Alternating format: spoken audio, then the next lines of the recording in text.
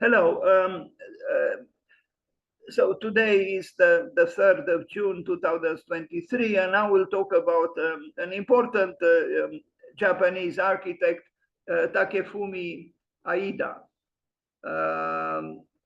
Let's read a little bit about him. So, Takefumi Aida, born in 1937, so he is 86 years old today, or tomorrow actually, a Japanese architect and theorist, a founder member of the counter-metabolist group Architext. He questioned the tenets of the modern movement relating to form and function. So very interesting, he was part of a counter movement to the metabolist group. And this counter movement was called Architext. In his artist house in Kunitachi, Tokyo, the various elements of the building have curious relationships to each other, and the encounters of different parts of buildings, textures, and forms were further exploited in the Nirvana house, Fujisawa, 1972. The Annihilation House, I like very much this name, the Annihilation House, Mutsura, 1972, and PL Institute Kindergarten in Osaka, 1974. He's mostly known for his designs of so-called toy block houses near Tokyo from 1978 to 1984, composed of simple block-like elements. In the Kazama House, Kawaguchi, he created a series of parallel walls between which were layers of rooms subdivided by screens, and the interiors afforded views of natural features outside. This architecture of fluctuation, another, I would say, well-chosen wording, is also found at his memorial park for Tokyo War Dead and the Saito Memorial House, Hall, and the Shimahura Institute of Technology, 1990. So we start with this house, the Nirvana house, built in 1972, Katase, Fujisawa City, Kanagawa, Japan. So 1972, so 51 years old. And at that time, there were other architects who were playing with a cube. I actually myself was invited once by the magazine Secolul 20, the 20th century, to write something about architecture and the toy. And I thought of writing about Japanese architects playing with a cube, the cube in architecture, which could be sometimes a die. And here we see a cube, but it's a cube which has the face almost like, you know, the face of a human being, or maybe an animal. It's a face that stares at us. And I discovered today an interesting text by Joseph Rickwert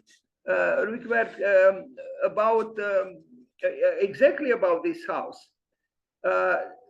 You know, the search for a lost house, where he claimed that the children always draw the facade of a house. If you ask them to draw a home or a house, most of them draw, you know, a paradigmatic, you know, architectonic face, if you want, you know, with two windows, even some kind of a nose and the mouth, meaning the entrance door. This is an interesting fact and should make us think, because Joseph Rigwer said that actually, apparently, a home or a house is something, you know, it's an architecture that somehow we would like to have a dialogue with. We stare at it, it stares at us, we talk to it, and we expect it to talk back to us. Well, maybe not too many architects thinking or feeling this way, but one thing is for sure. Takefumi Aida built this house, which is deceptively simple, but I wouldn't say it's simplistic. And well, this facade is different from this one. I mean, even this fact is rather interesting. But this cube is actually making you think. And so, is it a sterile white cube? I don't think it is. It's not sterile, although it could be, it could end into, into sterility. But I don't think in this case it does. I don't know exactly what is the magic of this white cube. Maybe the openings. After all, the openings are the only ones that animate the facade.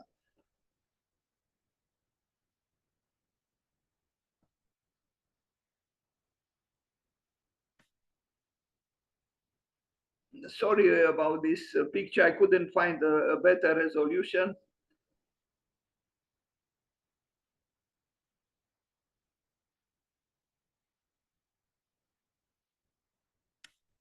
Now, the Annihilation house from 1972, there are echoes from the previous house, obviously, but there is also something else here going on. I found this page. Well, I guess, you could reconstruct the house in this way. You could make it of paper or, you could make a model of it easily based on this drawing. It's actually maybe an interesting idea to present your project in this way. And you could actually assemble it like a child assembles a model from parts that are connected in this way.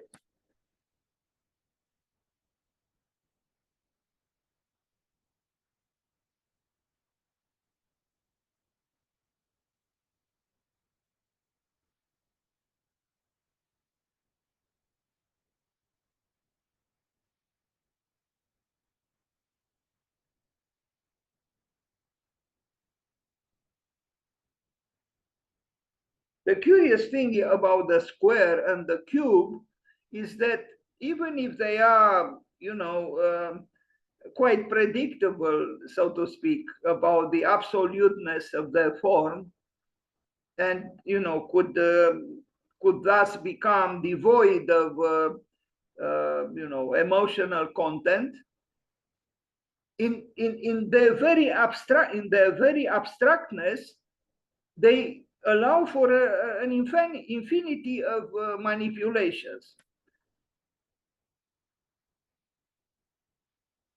And playing with the square happens also inside the house, as we can see. And here we have an ornamental, wall covering that is based on repetition, the repetition of countless squares.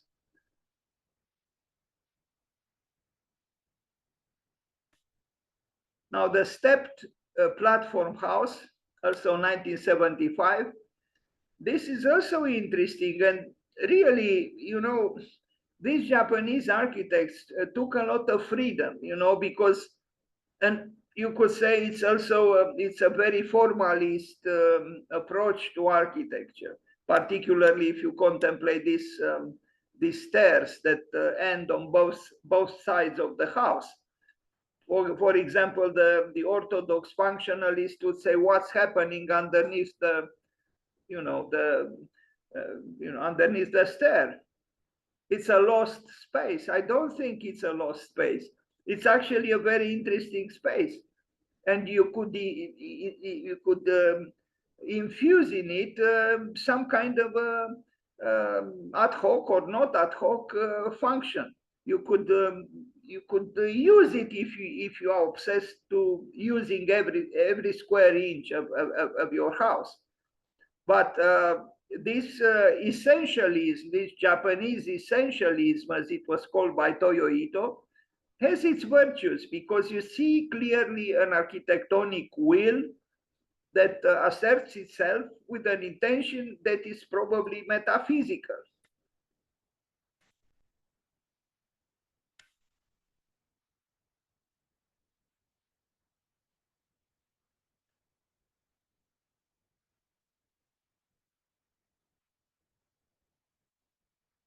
Now, maybe there are some echoes from Villa Malaparte,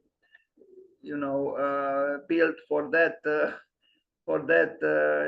curious man in Italy who didn't want to call himself Bonaparte but Malaparte, and it's a famous villa near the sea, and here we see these steps which go where? Go on the top of the building, but did they have to do so? I mean, what is happening on the top of the building? There isn't even a terrace jardin. But that's why I say there is here a metaphysical concern, and the Japanese are very good at this sort of thing. They do not deprive architecture of its metaphysical essence. As Toyo Ito would say, there are two bodies that need to be honored in architecture: the physical body and the spiritual body, or the soul. So maybe these stairs have something to do with a psychic body, with the soul, with the spiritual body.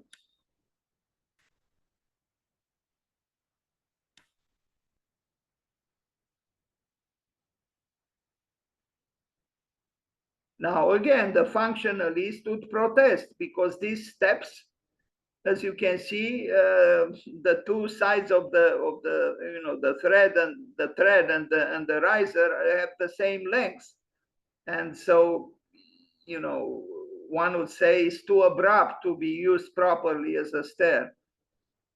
This is a very simplistic functionalism which tries to measure everything in terms of some kind of objective mysticism of walking comfortably.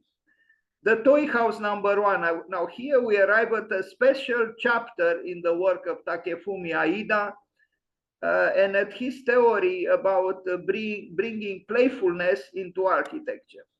The toy block house number one from 1979. And yes, it is like a toy house, but it's not frivolous. It's not, for example, I find the architecture of Michael Graves more frivolous. Here, the level of abstraction is still high, although you recognize that it has, some ludic aspects about it, that some kind of a toy might be at work here.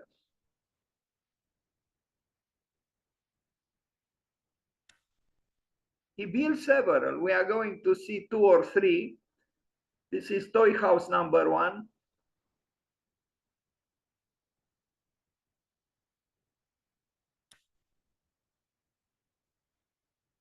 Takefumi Aida. Perfectly executed. Of course, we are in Japan. We wouldn't expect anything less. Impeccable construction. It's incredible how they do it.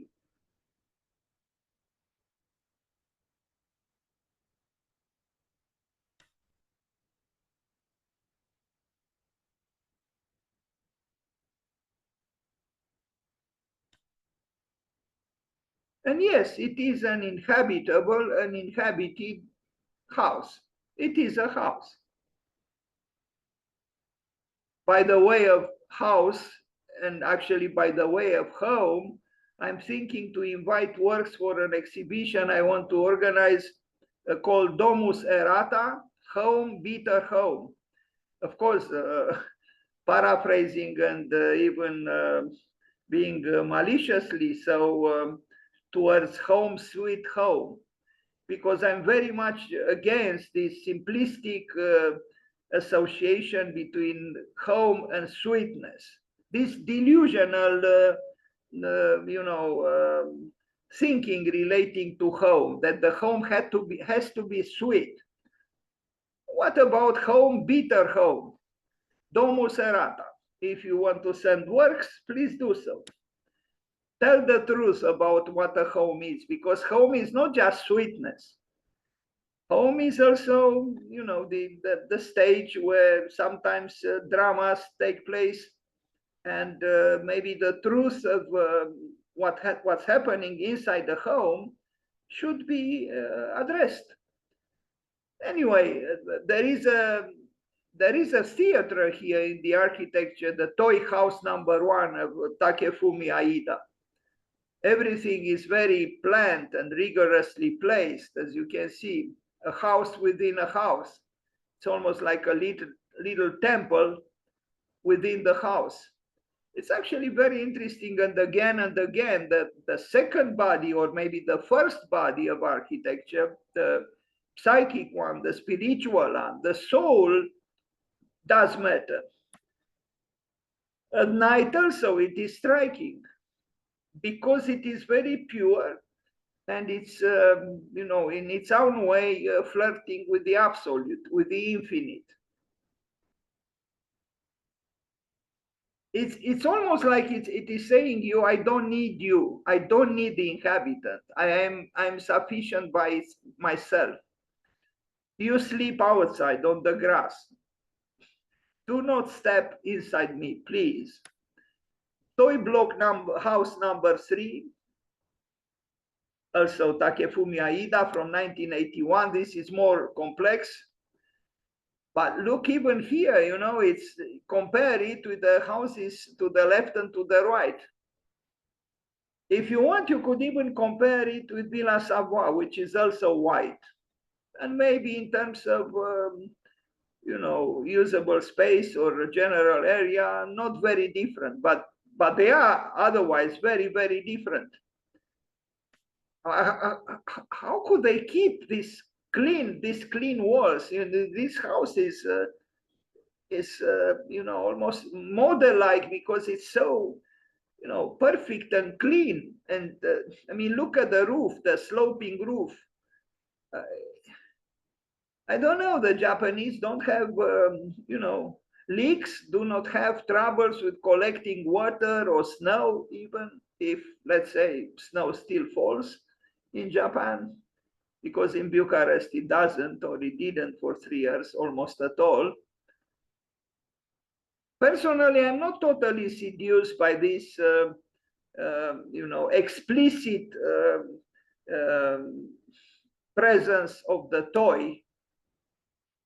I am totally for encouraging or accepting or applauding even playing in architecture. But does it have to be so literal? It is here that I have some questions. Otherwise, I admire, his preoccupation to find ludic modules and to operate with them as one would play with, let's say, wooden blocks. The interior, what can we say? It's the interior. If you make abstraction of these comfortable and cozy sofas, maybe you see the architecture better.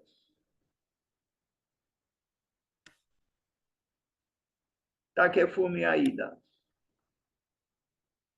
Even here, there is a level of abstraction, and that level of abstraction characterizes a lot of Japanese architecture.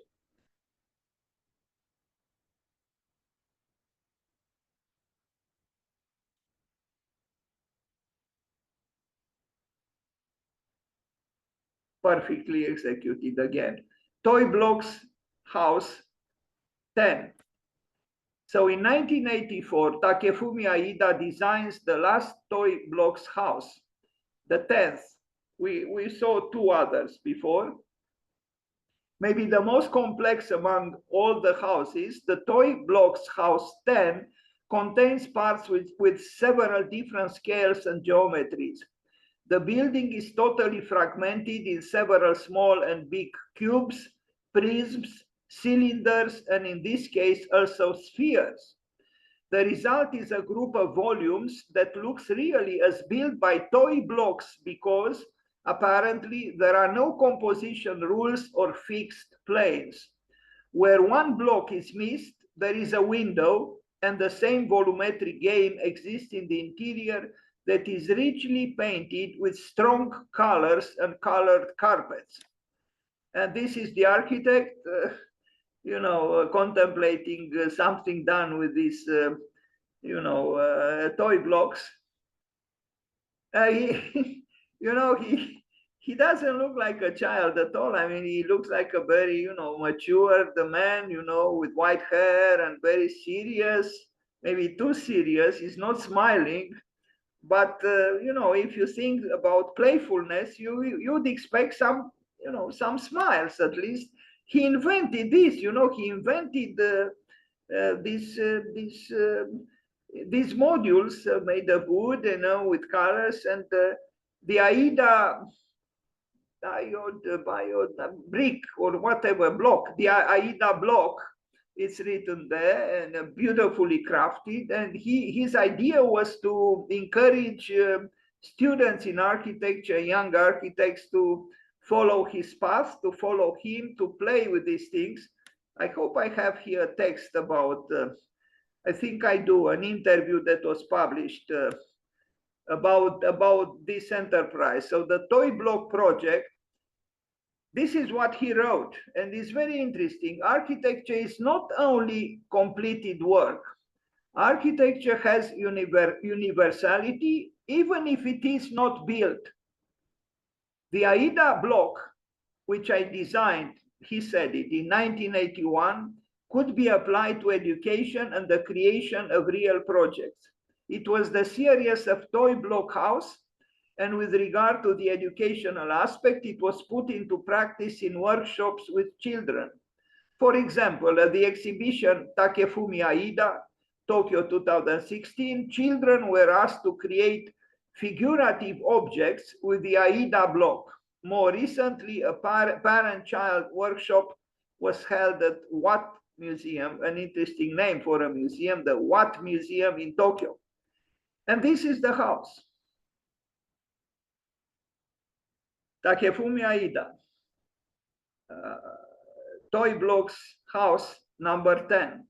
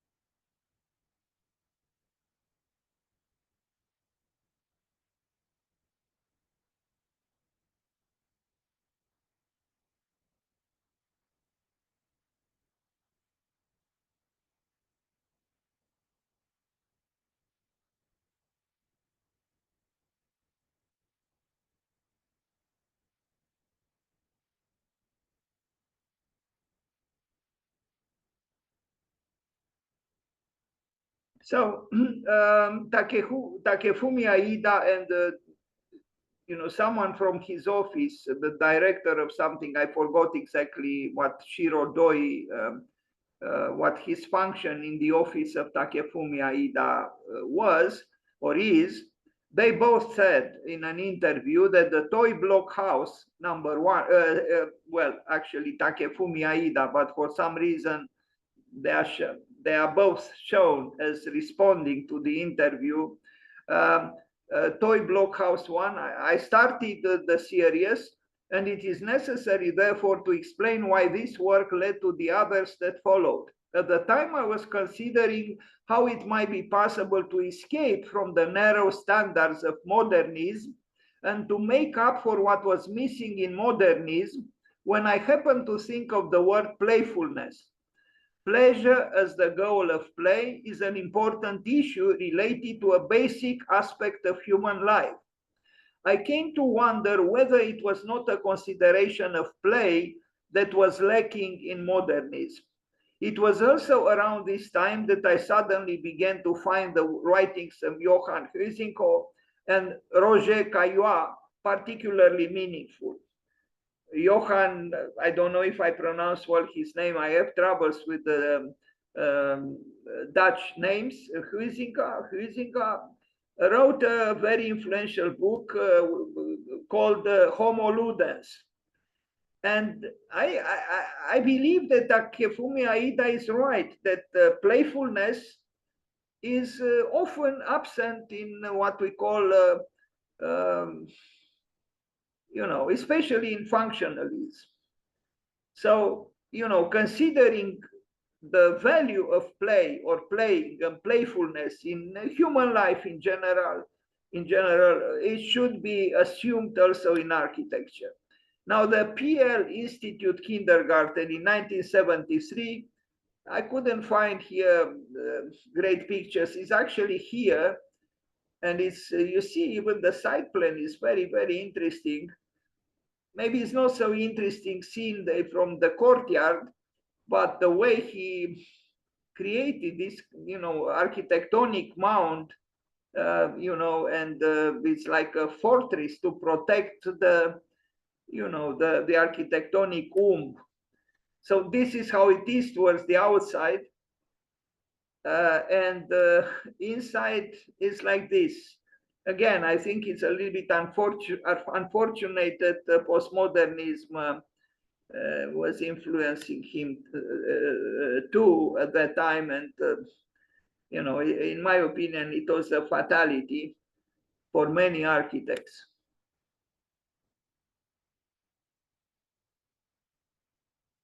But the thing is how to become playful and not fall in some kind of infantilism and not fall into frivolousness.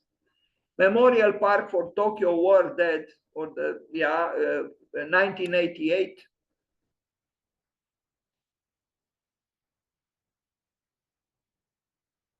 Takefumi Aida.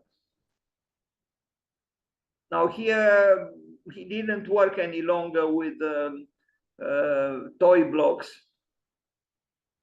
Now this reminds us a little bit of Donald Judd, no?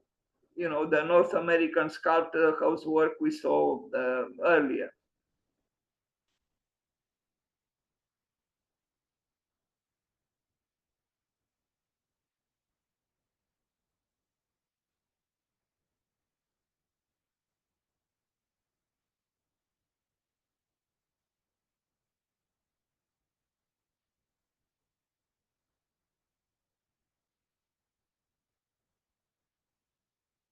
Unfortunately, here the influence coming from Carlos Carpa is too obvious from his Brion Cemetery,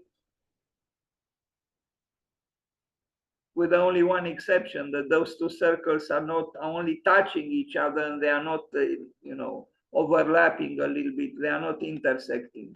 The community center of Kawasato Village, 1993. This one, I wish I saw more of it. I am intrigued by what I see, but I couldn't find other images.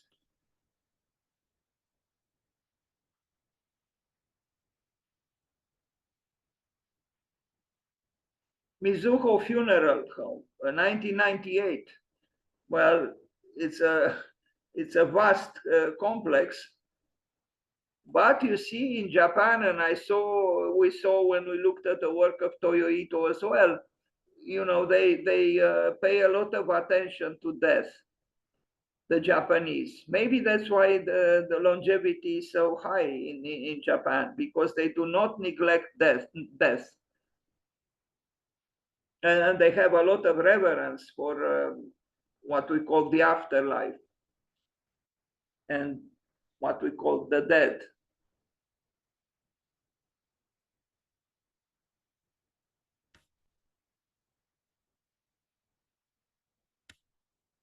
So in his later works, and these are later works, he actually renounced his preoccupation with toy blocks.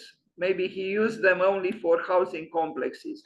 This is a work from 2002, a municipal nursery, Kawasato Municipal Nursery. Now you look at that vast plot of land and you wonder, are we really in Japan? Because in Japan it's known that, you know, the land is very, very precious because it's limited. And here it seems we are actually in, you know, in the United States, Midwest somewhere, you know, even this so-called courtyard is immense. Strange. Numata building, 2005, and I think we are approaching the end of this rather short presentation. A tower, and I think it's well done, well crafted. The only, you know, connection with the playfulness, you could say, are those round windows, and maybe also the way the staircase is actually opened towards the street.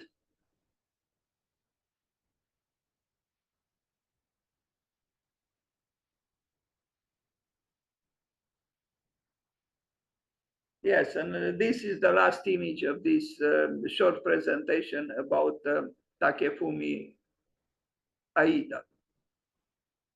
Thank you. No, it was not. This is the last image, sorry.